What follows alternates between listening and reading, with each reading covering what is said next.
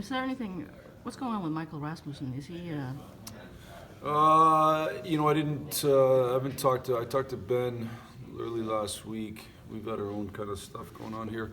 My understanding is he was supposed to be close to the back, ready to play. So I'm not sure where. If he hasn't played yet, I'm not sure why. Just from an organizational standpoint, how,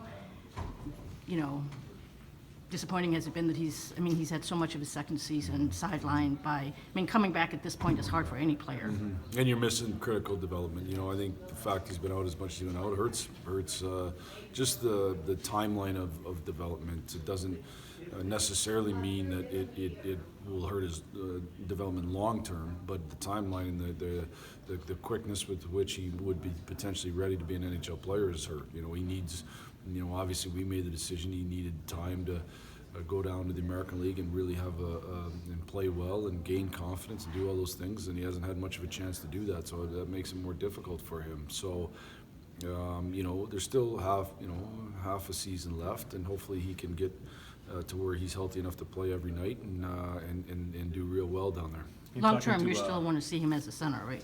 I don't think there's any doubt that both myself and Steve Eisman view him as a long-term center, for him to have use his attributes the best of his abilities in terms of, when you have that kind of size up the middle, you become almost a third defenseman, and it's a real factor. And I envision him as somebody that can hopefully become a kind of a shutdown type center that can play against the other team's best.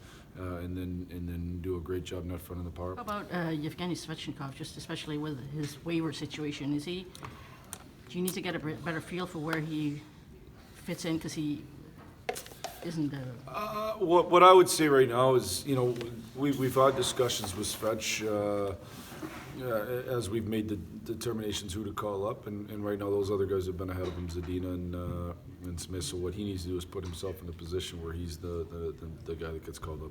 But ideally, you want to get another look at him, right? Just before. Well, the only thing I'd say, Helene, is we get looks at him down there. You know what I mean? Yeah. So I think he's got to play great hockey, and regardless if it's here or there, if you play great hockey, the organization's going to feel good about you. Yevgeny, I think, looked fairly good during exhibition season, given he hadn't played in a year. Did he, maybe take a little bit of a setback once in GR, or it doesn't look like he's been dominating like you would have hoped.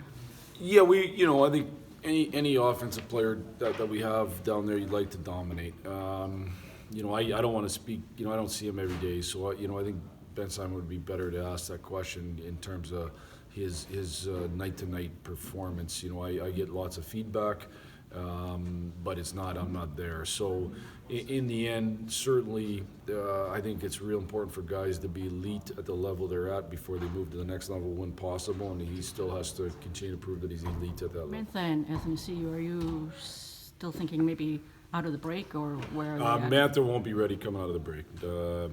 He'll be a little bit longer than that. Athanasiou, I would just say right now, he's not going to be ready through the weekend. He'd like to be ready before the break's over.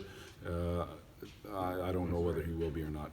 Is Mantha, is there a concussion situation? No. No, okay, so it's strictly ribcage, or? It's that area of the body, yeah.